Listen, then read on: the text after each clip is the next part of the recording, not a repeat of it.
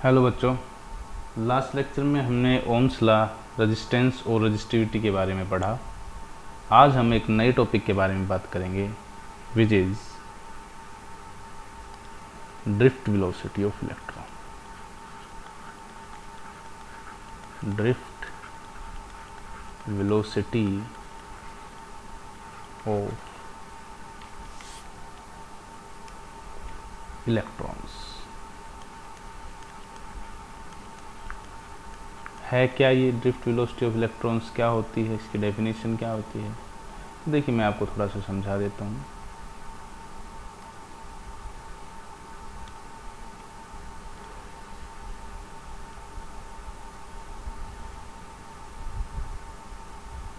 और सपोज हमारे पास एक कंडक्टर है, ये एक वायर या कंडक्टर, आप जो भी इसको बोल सकते हैं।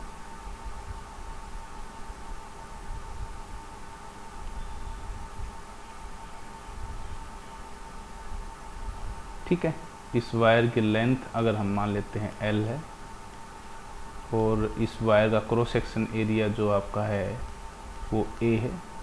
और अगर आप लोगों ने क्रॉस सेक्शन एरिया A, अगर आपने इसको अंडर ए पोटेंशियल डिफरेंस, अंडर ए बैटरी के साथ जोड़कर आपने इसको पोटेंशियल डिफरेंस V प्रोवाइड की हुई है, जिससे पॉजिटिव नेगेटिव टर्मिनल से इलेक्ट्रॉन्स क्या करेंगे, नेगेटिव चार्ज होंगे, तो इलेक्ट्रॉन सारे के सारे जो रैंडमली मूव कर रहे थे वो एक ही डायरेक्शन में चले जाएंगे। Now the velocity of each and every electron will add up and we get an average velocity. क्या मिल जाती है? एक एवरेज वेलोसिटी मिल जाती है, जो आपकी एवरेज वेलोसिटी है, जिसे हम कहते हैं कि भाई जो वेलोसिटी आप लोगों को कैसे मिली है, ये सारी आप लोगों को जोड़ करने से मिली है, एवरेज लेने से मिली है। तो जो एवरेज है आप लोगों की एवरेज वेलोसिटी, किसकी average velocity? Of all the electrons, all the electrons, velocity of all the electrons, जो कब मूव करते हैं, which velocity electrons which move under the effect of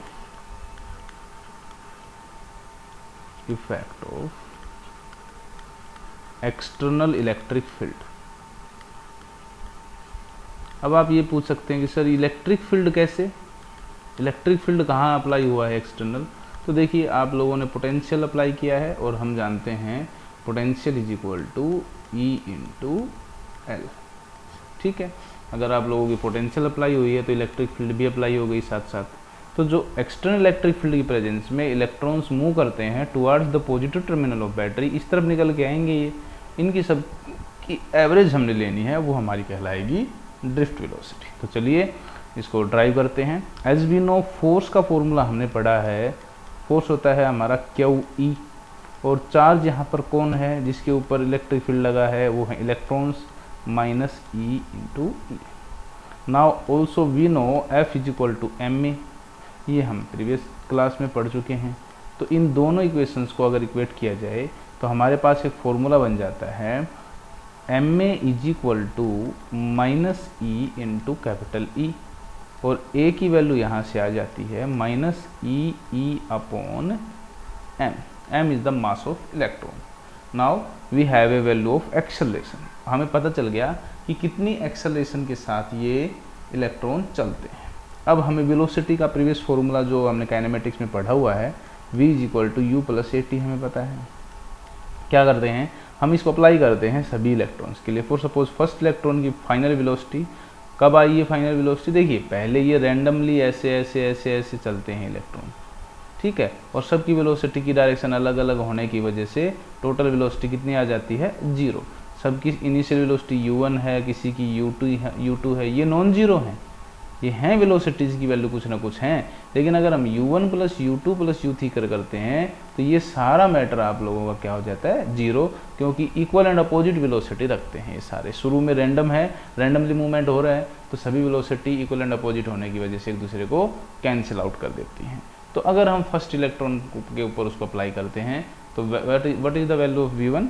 this is known as U1 plus acceleration into T1। ये acceleration क्या है?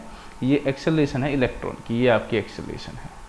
Similarly अगर हम V2 की बात करते हैं तो ये हो जाएगा U2 प्लस AT2।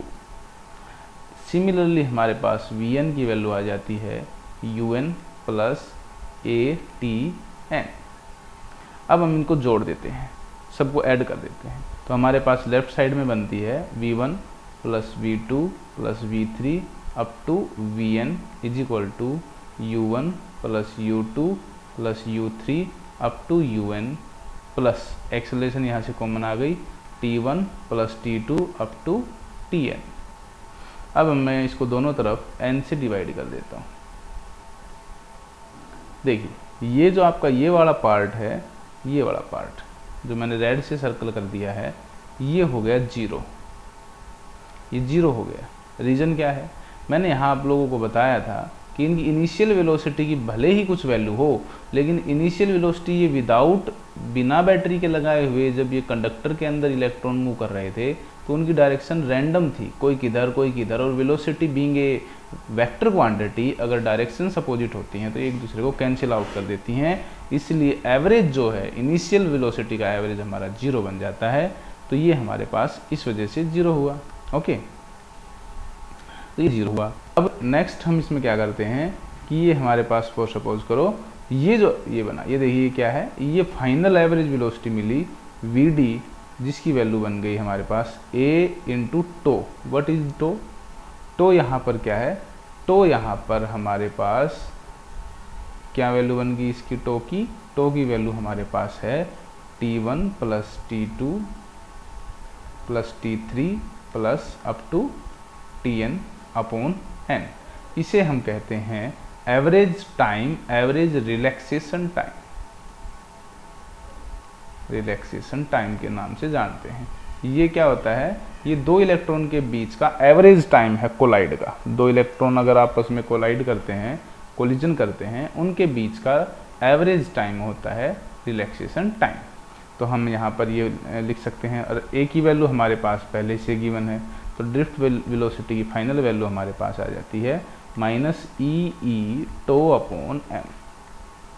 और पोटेंशियल ग्रेडियंट से हम जानते हैं dV/dr is equal to -E होता है। यहाँ पर हम लिख सकते हैं V/L is equal to -E, यानी E की वैल्यू हम लिख सकते हैं -V/L। तो यहाँ से Vd की वैल्यू आ जाती है plus EV tau upon ml।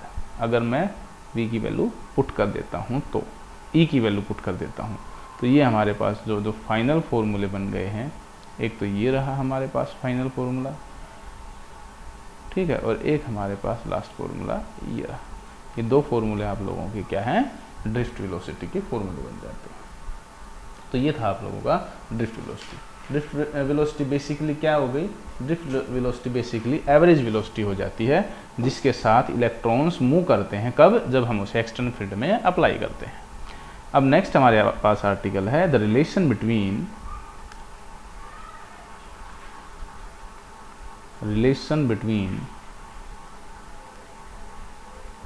Current and drift velocity.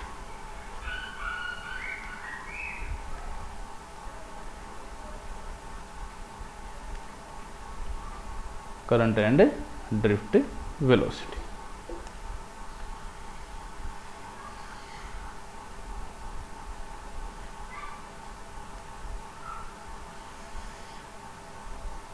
ये हमारा आर्टिकल है।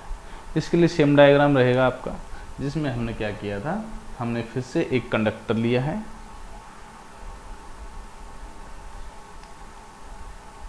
यहाँ से हम इसका क्रॉस सेक्शन एरिया बना लेते हैं। ये हमारे पास कंडक्टर की लेंथ हो गई, ये उसका सेकंड क्रॉस सेक्शन एरिया हो गया इधर, ठीक है। ये सेम क्रॉस सेक्शन एरिया है, और इसके साथ मैंने क्या किया है, battery, positive terminal, negative, positive again negative, इस तरह से मैंने इसको क्या किया, कनेक्ट किया। बैटरी वी के साथ positive terminal and negative. Electrons क्या करते हैं, मूवमेंट करते हैं। इलेक्ट्रॉन इस तरह से चलते हैं। इलेक्ट्रॉन का फ्लो दिखा दिया मैंने, ये इलेक्ट्रॉन चलते हैं क्योंकि इलेक्ट्रॉन पे नेगेटिव चार्ज है तो वो किधर जाएंगे, वो पॉजिटिव टर्मिनल की तरफ चल पड़ते हैं। अब हम कुछ कंसिडरेशंस करते हैं कि let L is the length of conductor, ठीक है, एल हमारे पास क्या है, लेंथ ऑफ कंडक्टर, ए हमारे पास ये वाला एरिया ऑफ कंडक्टर है, area of conductor, N small N हमारे पास है नंबर डेंसिटी ऑफ इलेक्ट्रॉन, ये इंपॉर्टेंट है, एन क्या है, number density of electrons. Meaning क्या है, नंबर डेंसिटी से क्या मतलब हुआ हमारा, इसका मतलब ये है हमारे पास number of electron per unit volume, where n is total number of electron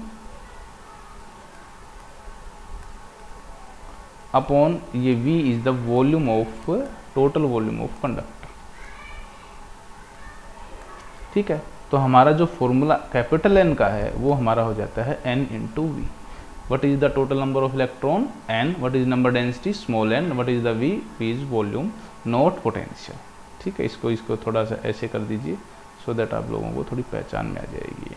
ये वॉल्यूम है, ये पोटेंशियल डिफरेंस है V, और ये वॉल्यूम के लिए स्मॉल v, जो अभी लिखा है ये वॉल्यूम के लिए है। Now what is the formula of volume, formula of volume हो जाता है एरिया इंटू लेंथ, लेंथ क्या है इसकी हमने एल माना है तो इसको लेंथ को एल से डिनोट कर दिया, NaL। Now what is the charge on the conductor, total charge क्या है, टोटल नंबर ऑफ इलेक्ट्रॉन कितने हैं, n, एक इलेक्ट्रॉन पे चार्ज कितना होता है E, अगर total number of electron small n होते थे तो हम स्मॉल n लिखते थे और टोटल चार्ज को Q इक्वल टू N लिख देते थे। अब total number of electron capital N है तो हम इसे लिखेंगे कैपिटल N इंटू ई, क्योंकि जितने इलेक्ट्रॉन हैं कितने हैं N है और एक के ऊपर चार्ज E है तो टोटल चार्ज कितना होगा Q इक्वल टू N। यहाँ से Q की वैल्यू क्या होगी, N की वैल्यू हम इसे पुट कर देते हैं तो ये हो जाएगा NaLe। Now differentiate with respect to time, time के साथ डिफ्रेंशिएशन इसका कर देते हैं तो देखिए क्या वैल्यू बन जाती है, differentiating with respect to time dq by dt is equal to Na dl by dt into E. बाकी चीज़ें कांस्टेंट थी तो सिर्फ जो है लेंथ जो है अगर ये चलते हैं तो इनकी डिस्प्लेसमेंट बढ़ती जाती है, किनकी, इलेक्ट्रॉन्स की। देखिए डायग्राम में, देखिए डायग्राम में अगर इलेक्ट्रॉन्स आगे बढ़ते हैं तो इनकी लेंथ जो है ये चेंज होती जाती है। तो हमारे पास ये फॉर्मूला क्या बन गया, I is equal to NeAVD, क्योंकि ये क्या है, लेंथ अपॉन टाइम क्या होता है, वेलोसिटी, और वेलोसिटी किसकी है, ये इलेक्ट्रॉन्स की, और इलेक्ट्रॉन्स की वेलोसिटी को हमने क्या नाम दिया है, ड्रिफ्ट वेलोसिटी। तो हमारे पास फाइनल फॉर्मूला आ जाता है relation between current and drift velocity which is equal to I is equal to NeAVD। तो ये था हमारा सेकंड एक्सप्रेशन इसके अंदर। उम्मीद आप लोगों को ये समझ आ गया होगा, इजी है, ज़्यादा मुश्किल वाली बात नहीं है इसके अंदर। Now we will derive for the formula of resistivity and conductivity.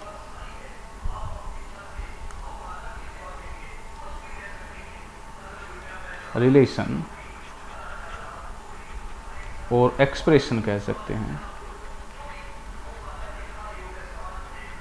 For resistivity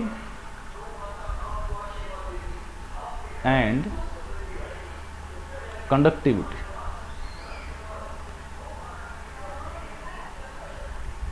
of a conductor.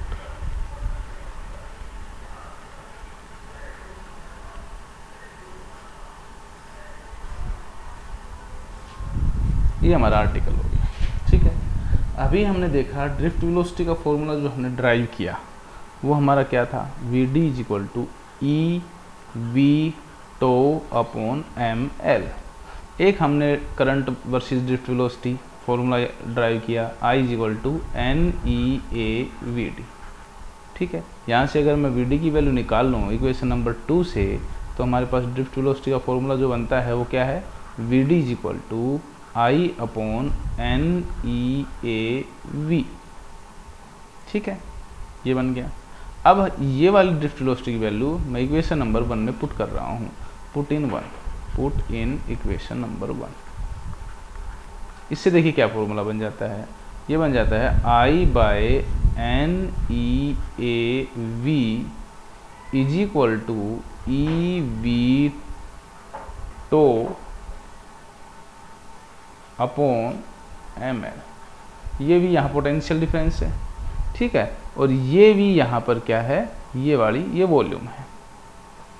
अब हम क्या करते हैं, यहाँ से हमें वैल्यू निकालनी है V/I की, तो V/I इज इक्वल टू हो जाएगा ml upon NE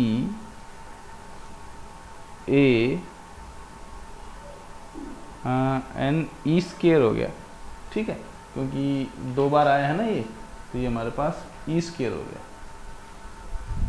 the value of NE square.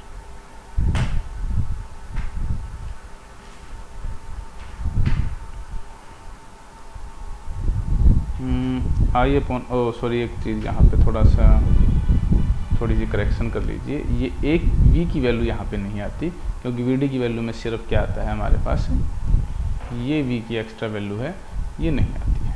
Okay, देखिए फिर से देख लीजिए एक बार, मैं आप लोगों को समझा देता हूँ थोड़ा सा। ये वैल्यू ड्रिफ्ट वेलोसिटी का फॉर्मूला हमने ड्राइव किया था, वो है ये हमारा करंट और ड्रिफ्ट वेलोसिटी के बीच का रिलेशन है।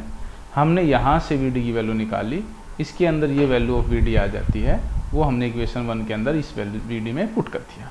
इससे हुआ ये कि I अपॉन NEA जो हमारा फॉर्मूला बना VD का फॉर्मूला इक्वेशन नंबर 1 में, इक्वेशन नंबर 1 ये है, तो यहाँ VD की वैल्यू हम पुट कर देते हैं और यहाँ से हम वैल्यू ऑफ V/I निकालते हैं, which is ml upon NE square A tau, ये आ जाती है। ये बन गया हमारा रेजिस्टेंस। ये फॉर्मूला किसका है, ये हमारा रेजिस्टेंस का फॉर्मूला है। तो हमारे पास फॉर्मूला है resistance is equal to ml upon NE square A tau. ध्यान दीजिए यहाँ से रेजिस्टेंस किन किन फैक्टर पे डिपेंड कर जाता है। देखिए मास तो कांस्टेंट है, लेंथ ऑफ कंडक्टर पे डिपेंड करता है, दूसरा एरिया पे प्रोपोर्शनलिटी इनवर्सली प्रोपोर्शनल हो गया, ये चीज़ें देखिए यहाँ एरिया आया हुआ है, ये फैक्टर हम दोनों पहले भी पढ़ चुके हैं। इसके अलावा हम देखते हैं ये नंबर डेंसिटी पे भी इनवर्सली प्रोपोर्शनल है, यानी नंबर डेंसिटी जितनी ज़्यादा होगी रेजिस्टेंस उतना ही कम होगा, और ये रेजिस्टेंस जो है ये रिलैक्सेशन टाइम के ऊपर भी इनवर्सली प्रोपोर्शनल है। टाइम जितना कम होगा उतना रेजिस्टेंस की वैल्यू ज़्यादा होगी। ओके, तो ये चीज़ आप लोगों को ध्यान रखनी है। ये कुछ फैक्टर्स हैं, factor on which resistance depend, तो ये एक सेपरेट आर्टिकल है, ये फिर डिस्कस कर लेंगे एक बार, कोई बात नहीं, बट एक बार आप लोगों को सारी ध्यान होनी चाहिए। इसके अलावा रेजिस्टेंस का एक फॉर्मूला हमने ये भी पढ़ा है, रो L अपॉन A। अगर हम इसमें R की वैल्यू ये पुट करते हैं which is rho L upon A is equal to ml upon NE square A tau, तो यहाँ से L से L और A से A दोनों कैंसिल आउट हो गए, और हमारे पास रेजिस्टिविटी का फॉर्मूला आ गया M upon NE square tau. ये हमारा रेजिस्टिविटी है जिसका डेरिवेशन हमें चाहिए था, रेजिस्टेंस का भी डेरिवेशन चाहिए था। ये दोनों डेरिवेशन आपके बहुत इंपॉर्टेंट हैं और बहुत बार हम यूज करने वाले हैं। इसके अलावा जो रेसिप्रोकल ऑफ रेजिस्टिविटी होता है, रेसिप्रोकल ऑफ रेजिस्टिविटी, उसे हम सिग्मा कंडक्टिविटी कह देते हैं, उसको बोलते हैं कंडक्टिविटी।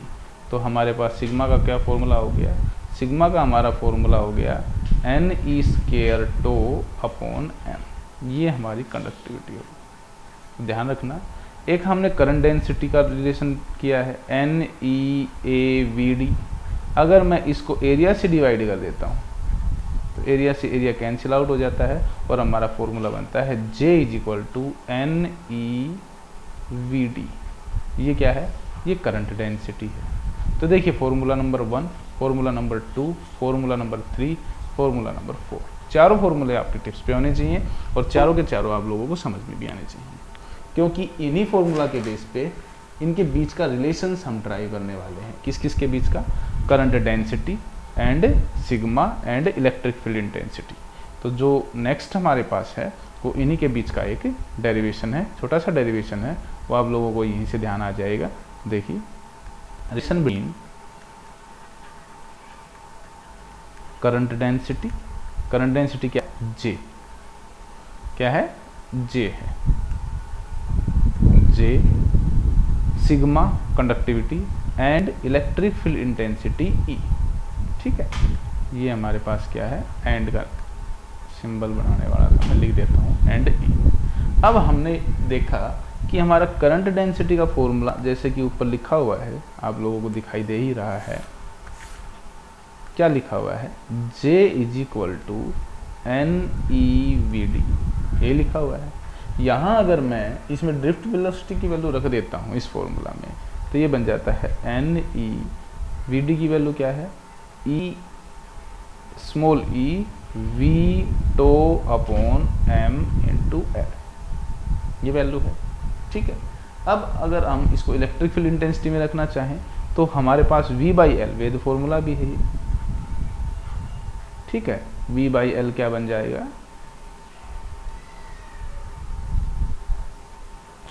जस्ट ए मिनट,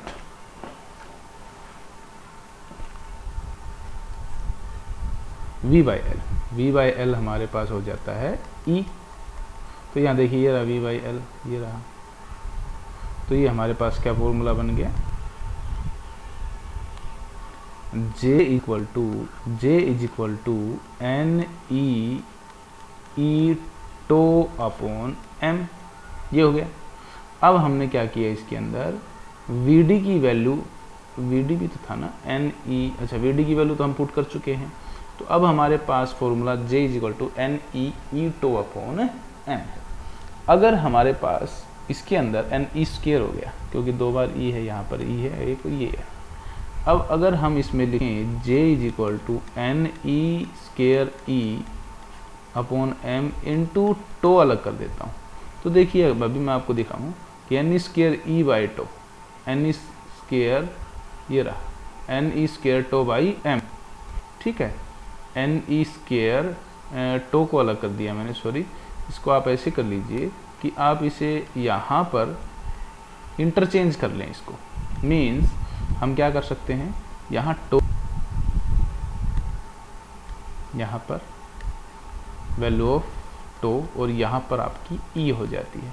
तो ये जो वैल्यू है NE square tau upon m, ये हमारा सिग्मा बन है, क्या बनती है, सिग्मा। तो J इज इक्वल टू आ जाता है सिग्मा इंटू, ये भी रिलेशन बहुत याद रखने का है, ये फिफ्थ रिलेशन हो गया आपका।